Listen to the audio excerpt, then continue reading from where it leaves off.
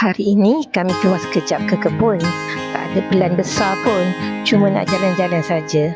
Bawa anak-anak untuk nature walk, menikmati segala yang ada di kebun kami.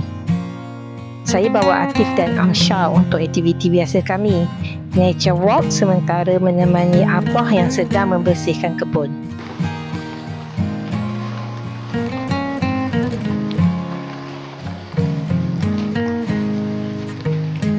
Nice kan?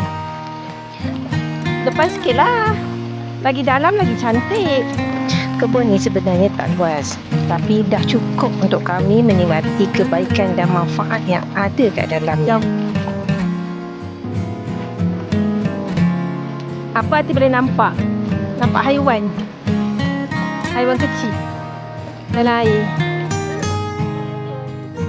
Kedua-dua mereka sebenarnya dalam spektrum autism. Mereka serupa tapi cabarannya tak sama. Dengan kembali ke alam, saya percaya inilah terapi tambahan yang terbaik untuk regulasi sensori untuk mereka.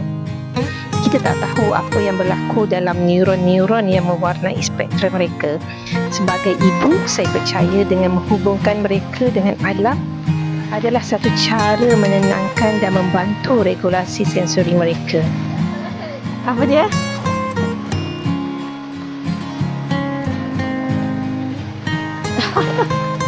Sebenarnya bunyi air, angin, burung berkicauan dan suasana hijau ni memang buat mereka lebih rileks. Cantik kan kat sini? Jom. Berbatu-batu kawasan dia. Kalau Aisyah tengok kawasan berbatu sampai sini je. Lepas tu sana tu tak ada batu kan? Dia pasir only. Mereka boleh fokus pada benda yang mereka suka tanpa terlalu banyak gangguan.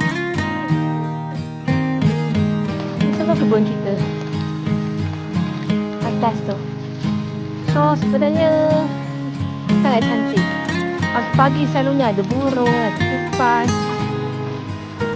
Buah durian yang boleh nampak. Tengok. Tengok sana Syah. Buah durian kan? Saya pun sebenarnya saya rasa benda yang sama. Sebagai ibu, saya juga penat untuk seimbangkan keperluan anak, kerjaya dan jaga tuntutan di sekeliling. Bila kat sini, saya jadi tenang dan tak terlalu fikir banyak benda. Bagus untuk anak dan bagus untuk kita juga. Rehat memberikan kita ruang untuk buat yang terbaik untuk mereka.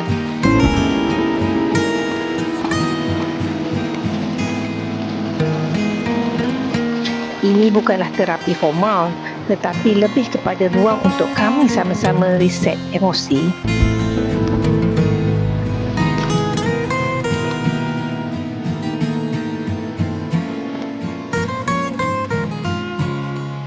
Sejuk air dia.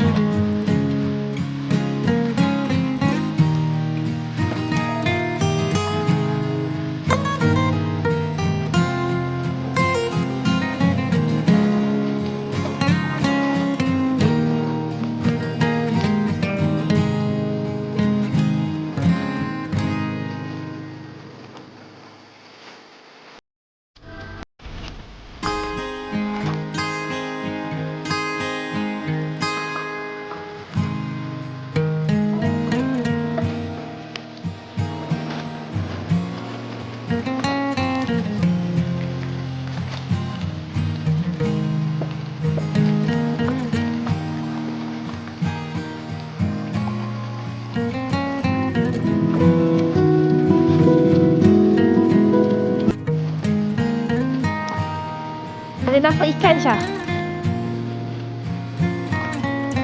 Ada?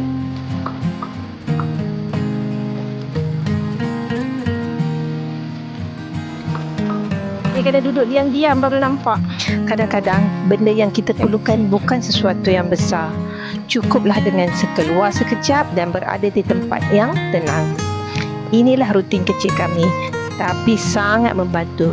Jom sahabat semua, kita bawalah insan-insan tersayang untuk menikmati keindahan alam, kerana alam tidak pernah menghampakan kita. Jumpa lagi.